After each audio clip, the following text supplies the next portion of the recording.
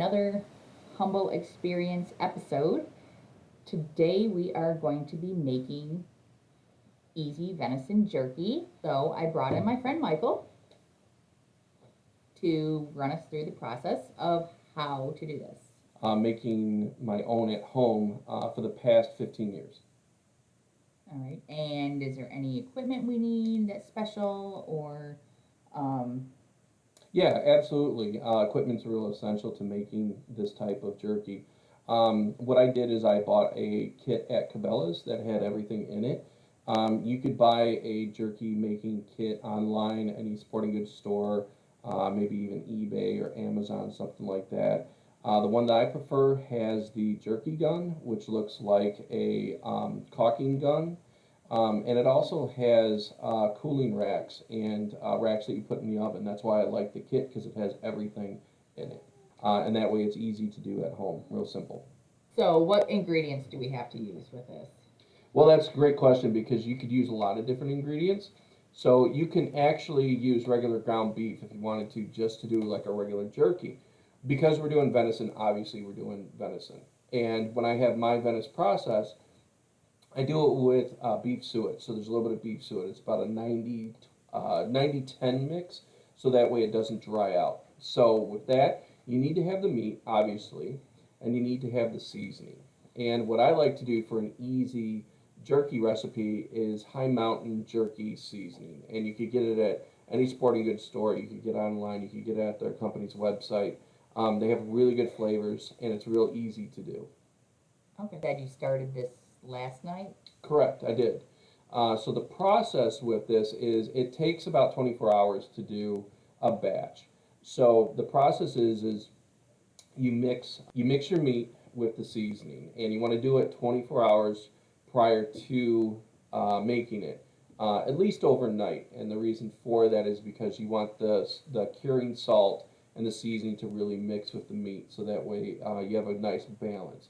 So what I did yesterday is I thawed out 2 pounds of meat, okay, and I did a batch for hickory flavoring and mesquite flavoring. So I did 2 pounds for each seasoning, okay. Okay. So I thawed them out. After I thawed them, I followed the instructions to use with the salt and the seasoning, which is real simple. It has a graph in the actual kit for the seasoning of for what seasoning and how much to use with each pound of meat that you use.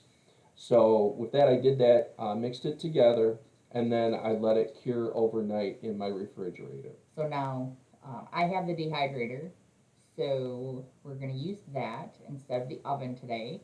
So let's get started. All right, so I got the gloves on. Just one of those people, they have to have them. I just got these at Sam's Club. You get like a gazillion for like $8. So the next step that you want to do in this process is you want to stuff the jerky guns. And right here we have this type of jerky gun, and then there is this type here that I actually got from Cabela's. This is part of the kit that I have, and what I like it has two spouts for doing it, 2 strips at a time, so it's more convenient. So Twice as fast. exactly. So with this one, like I said, this one I like because it actually has a funnel that you can go ahead and stuff the meat down into the tube.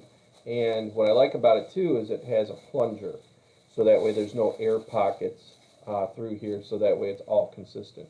So I'm going to go ahead and do that with my batch.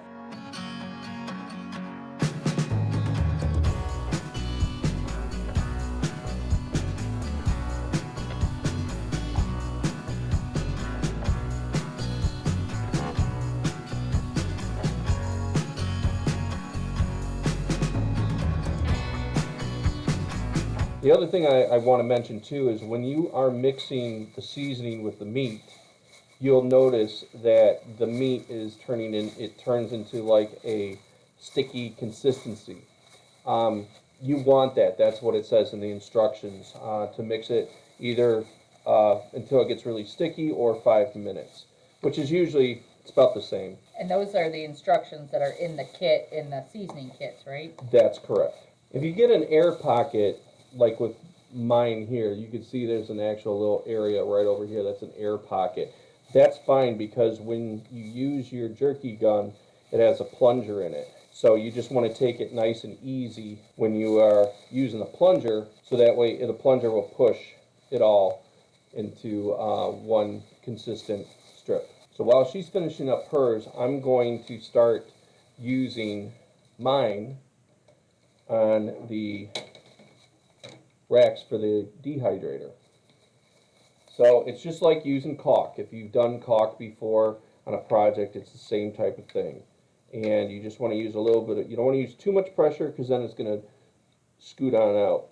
So you just want a nice consistent pressure. As you can see, some of it is actually coming out of the nozzle already. That's perfectly fine. And what you want to do is a nice, easy, consistent pressure. So again, it's going to be like doing caulk. This works pretty easy. It's really simple. You just want to kind of take your time so you have a consistent amount during the process. Because if you have it too thick or too thin in some areas, then it's not going to cook evenly. And that's what you're looking for, is for it to cook evenly. Like just about a half-inch apart? Or about that. When it cooks, it's actually going to shrink a little bit. So like with this one here, as you can see with the two nozzle one, that there's probably about 1/4 of an inch difference, and that's perfectly fine. And then when you get down to the end, you just kind of want to tear it off and then work again up at the very top. So as you can see right here, this one broke. That's perfectly fine. After they're done cooking, you want to trim them to what size you want to have them. If you want them to have as like snack size, or if you want to have them a little bit longer, that's perfectly up to you. But if they break while you're putting them out on the racks or whatever, that's fine. It's going to cook. It's going to cook perfectly. So, and again, after they cook is when you want to trim them. You don't want to do it now.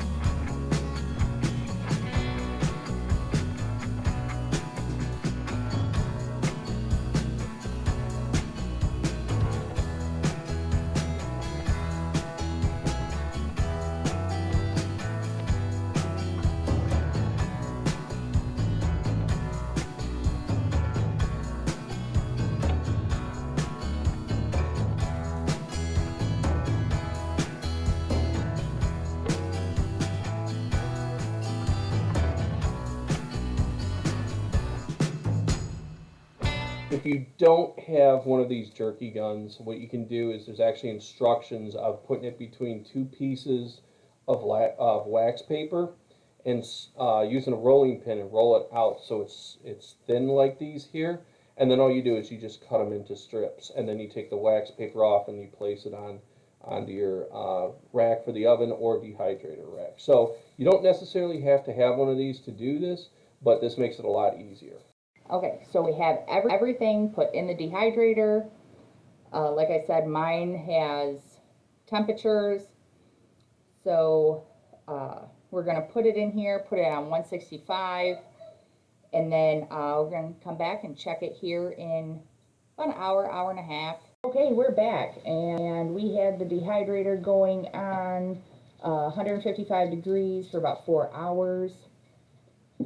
And then we let it sit for about an hour afterwards, just in the dehydrator. They turned out really good. I took a couple little pieces to try and all that, and it turned out really, really good. And she liked it as well. So, yeah, it's a great finished product. And once you get these long strips, what you can do is just cut them into Bite-sized strips. yeah, bite-sized strips, however you want to do it, and then put them in a vacuum sealer. I do have some kitchen shears that I'll be using, or you can use a sharp knife, and then just put them in there. You can get on Amazon some of those moisture wicking little packets and put them in there if you want. But we'll vacuum seal them and just put them in the freezer. And another thing too about if you don't have a vacuum sealer, you can put them in a Ziploc bag and put them in the fridge. All right. Till next time. See you guys.